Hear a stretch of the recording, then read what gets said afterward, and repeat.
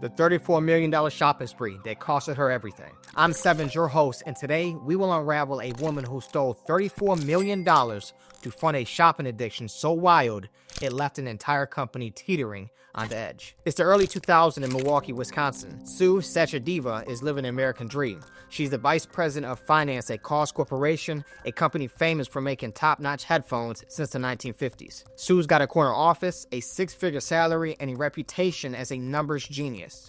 To everyone around her, she's got a maid, fancy house, a designer wardrobe, and a husband, Sanjeev, who's a respected doctor. She's throwing lavish charity galas, rubbing elbows with Milwaukee's elite.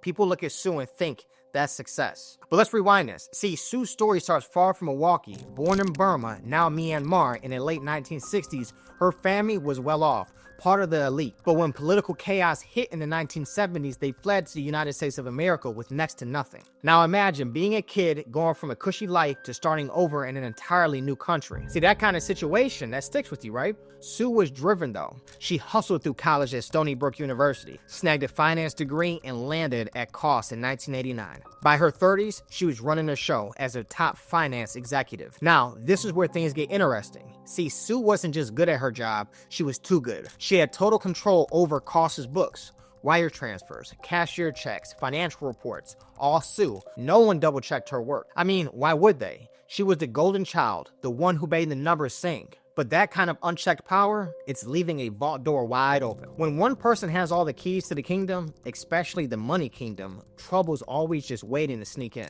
Now, let's talk about the crime. By the late 1990s, Sue's living large, but something's off. She's not just buying nice things, she's obsessed. Designer dresses, handbags, antiques, even fur coats. She's dropping tens of thousands of dollars at places like Valentina Boutique and Vita Bridal Salon, places where a single dress costs more than most people's cars. Vacations?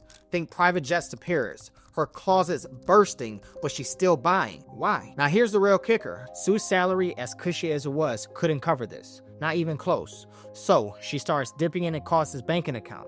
At first, it's small, maybe a few grand to cover a credit card bill. She's clever about it though, using wire transfers and cashier checks to make it look legit. She's forging entry books, moving money around like a magician, and because she's the one signing off on the financials, no one's noticing. But small dips turn into big ones. By the mid-2000s, Sue's siphoning off millions. She's not just paying off credit cards, she's wiring cash straight to American Express to cover bills in the hundreds of thousands of dollars. One year, she spent $1.4 million at Valentina alone. Another time, she dropped $800,000 on jewelry. She's buying so much, most of it's still in boxes when the feds show up. To keep this thing going, Sue ropes in an accomplice, Julie Mulvaney, a senior accountant at Koss.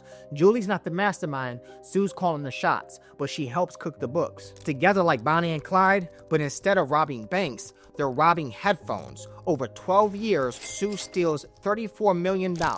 Let that sink in. $34 million gone. Now, how does someone pull this off for over a decade without getting caught? 2 words.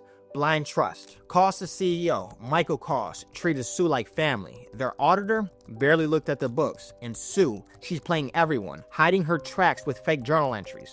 But every crime leaves a clue, and Sue's about to slip up. Greed's like quicksand. The deeper you go, the harder it is to get out. Ecclesiastes 5:10 says, whoever loves money never has enough. Whoever loves wealth is never satisfied with their income. Whenever you're hiding something, you're always one mistake away from it all crashing down. It's 2009, and Sue's world is about to implode. American Express, of all places, sounds the alarm. They notice weird transactions, huge payments from Koss's account to cover Sue's personal credit card bills. They tip off the feds, who start sifting around, and at the same time, Koss's bank flags some sketchy wire transfers. The noose is tightening. When the FBI shows up, Sue's scheme unravels fast. They raid her house and find a treasure trove, rooms packed with designer clothes, jewelry, antiques.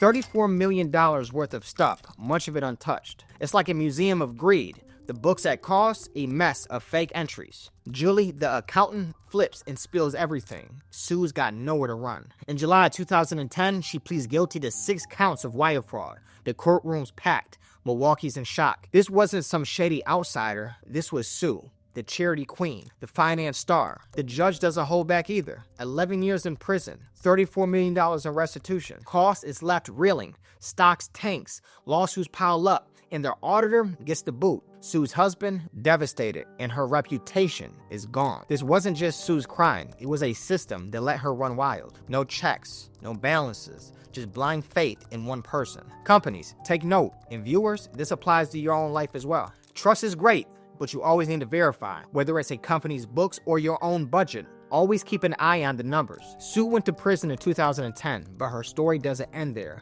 She served 6 years, getting out in 2017 thanks to good behavior and helping the feds nail others involved. The $34 million, she'll never pay it back. Most of it's gone, spent on fleeting thrills. Koss was able to claw back some of the money they lost by auctioning off some of her stuff, but it was just pennies on the dollar. Now, the real question, what drove her? Was it the thrill? The need to look like the big shot? Some say it was the pressure to keep up with Milwaukee's high society. Others think it might be a little deeper. Maybe it was a childhood situation that left her chasing a sense of control through stuff. Either way, she lost it all.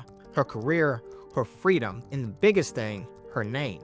Today, Sue's a ghost. No social media, no public appearances. She's likely living quietly, maybe reflecting on a life she torched. Koss the business still survived though, but the scars linger, tighter controls, and a battered reputation. In Milwaukee, they still talk about the woman who shopped her way to infamy. Money can't buy happiness, but chasing it blindly can cost you everything. 1 Timothy chapter 6, verse 9 through 10. Those who want to get rich fall into temptation and a trap, and into many foolish and harmful desires that plunge people into ruin and destruction.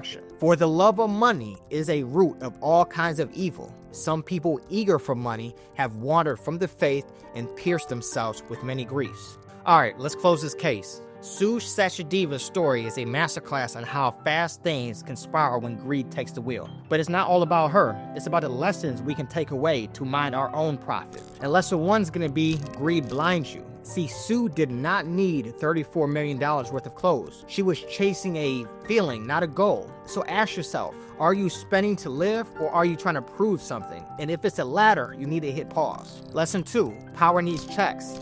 Sue had free reign over Koss's money, no oversight, no accountability. In your own life, don't let one person, yourself included, control everything. Get a second set of eyes on your budget, your investments, and your plans. And lesson 3, small slips become big falls. See, Sue did not start stealing millions.